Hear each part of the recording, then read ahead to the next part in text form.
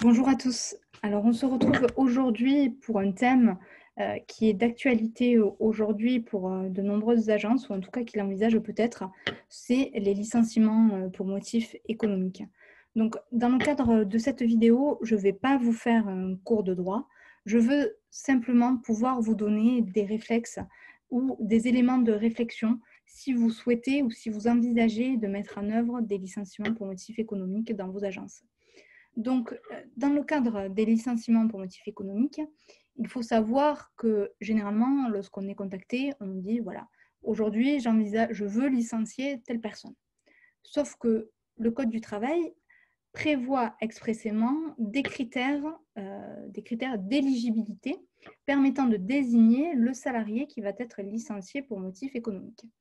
Donc, dans le cadre de ces critères d'ordre des licenciements, on va apprécier pour les salariés d'une même catégorie professionnelle, par exemple les forfaitistes, vos conseillers de voyage, et pour l'ensemble des salariés de votre entreprise, on va leur attribuer des points au regard des critères légaux. Donc, quels sont ces critères? Il y en a 4, ils sont assez simples. L'ancienneté, plus vous êtes ancien, plus vous avez de points. Les charges de famille, donc le nombre d'enfants à charge, mais également le critère parent isolé qui donne des points supplémentaires. L'âge, plus un salarié est âgé et plus il obtiendra de points. La reconnaissance également de travailleurs handicapés. Et en dernier lieu, les qualités professionnelles et la polyvalence. Une fois que les critères d'ordre auront été appliqués, vous saurez quel est le salarié qui devra être visé par la procédure de licenciement. Ce sera le salarié qui obtient le moins de points. Néanmoins, attention, tous les salariés ne pourront pas être immédiatement licenciés. Vous ne pourrez pas engager immédiatement la procédure de licenciement. Certains salariés ont des protections particulières. Il s'agit notamment des salariés protégés. Donc, si vous avez un CSE, ce sont des salariés protégés pour lesquels, si vous voulez les licencier, vous devrez impérativement obtenir l'autorisation de l'inspection du travail. Il y a également une catégorie plus large de salariés protégés, mais je ne vais pas rentrer dans les détails, il y en a une dizaine. Mais si vous avez un salarié protégé en interne, vous êtes au courant. Il faut également faire attention à une catégorie de salariés qui également ne peuvent pas faire l'objet d'un licenciement pour motif économique. C'est interdit. Il s'agit des salariés enceintes et des salariés qui sont de retour d'un congé maternité depuis moins de 10 semaines. Les femmes de retour d'un congé maternité ont une protection, une période de protection qui interdit à l'employeur de pouvoir les licencier pour motif économique. Donc attention à bien vérifier si vous envisagez de licencier une salariée qui serait concernée par ces éléments-là. Une fois que ces éléments sont vérifiés, vous avez identifié donc le salarié qui serait éligible à ce licenciement économique. Je me permets de vous préciser 2 éléments qui peuvent rendre votre procédure irrégulière. Tout d'abord, si vous êtes une entreprise de plus de 11 salariés, sachez qu'il est impératif, dans le cadre de ces procédures de licenciement, de prendre attache auprès de votre CSE selon les procédures. Il y a 3 procédures différentes, mais votre CSE devra être consulté. Attention surtout aux entreprises qui n'auraient pas organisé des élections professionnelles. Vous ne pouvez pas licencier pour motif économique. Il est donc impératif d'organiser en urgence des élections professionnelles si vous n'avez pas de PV de carence permettant de justifier de l'organisation de ces élections. Également, une autre difficulté que l'on a rencontrée et pour lesquelles j'ai pu discuter avec certaines agences, l'activité partielle. Dans le cadre du renouvellement de l'activité partielle, si vous avez pris des engagements au titre du maintien dans l'emploi, c'est-à-dire que vous avez renouvelé votre activité partielle, mais pour ce faire, vous vous êtes engagé à ne pas licencier, vous ne pouvez pas mettre en œuvre de licenciement pour motif économique.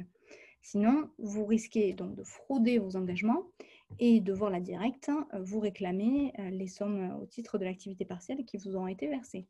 Donc surtout, vérifiez les engagements qui auront été faits par vous en interne ou éventuellement par votre comptable si c'est le cas. Enfin, dans le cadre du licenciement pour motif économique, vous allez être amené à proposer à votre salarié, s'il a l'ancienneté requise, un contrat de sécurisation professionnelle. Ce contrat de sécurisation professionnelle permet aux salariés de bénéficier d'une allocation Pôle emploi quasiment à hauteur de 100% de leur ancien salaire pendant une durée d'1 an. Donc, c'est un dispositif très avantageux pour le salarié. En contrepartie de ça, si le salarié accepte ce contrat de sécurisation professionnelle, l'employeur devra verser l'équivalent du préavis chargé, cotisation patronale et salariale incluses, à Pôle emploi. Donc, il faut quand même avoir connaissance du coût que représente le licenciement économique, parce que non seulement vous avez l'indemnité de licenciement à verser à vos salariés, mais il y a également la problématique de l'indemnité de préavis qui sera versée à votre salarié. Lorsque le salarié aura quitté l'entreprise et que donc le licenciement sera effectif, il faut savoir que chaque salarié bénéficie pendant 1 an d'une priorité de réembauchage. Ce qui signifie que si dans l'année après le licenciement pour motif économique, vous disposez d'un poste correspondant aux qualifications du salarié et que le salarié a fait valoir qu'il était intéressé par cette priorité de réembauchage, vous devez en priorité lui proposer ce poste. Si vous ne le faites pas, il y a des sanctions prévues par le Code du travail, donc il convient d'être vigilant. Donc comme vous l'avez vu, j'ai fait un petit parcours accéléré du licenciement économique. On ne peut pas faire avec un licenciement économique n'importe quoi. Le motif économique, les difficultés économiques, elles sont aujourd'hui patentes pour l'ensemble des agences. Donc, je n'ai pas trop d'inquiétude sur la motivation du licenciement. Néanmoins, il vous faut être vigilant sur la procédure, sur les critères d'ordre, sur les différents points que je vous ai énoncés. Sinon, vous encourez un risque prud'homal et les sanctions pour non-respect de ces différents points de procédure peuvent être assez élevées, voire très élevées, selon les manquements qui ont été commis. Donc, vigilance. Voilà, donc j'espère vous avoir apporté quelques éléments de précision et de réponse concernant l'organisation de ces licenciements économiques et sur la procédure particulière qu'il y a autour de ces licenciements. N'hésitez pas, si vous avez des questions, des interrogations, à me faire part de ces éléments sur le chat ou éventuellement par email. J'y répondrai sans aucune difficulté.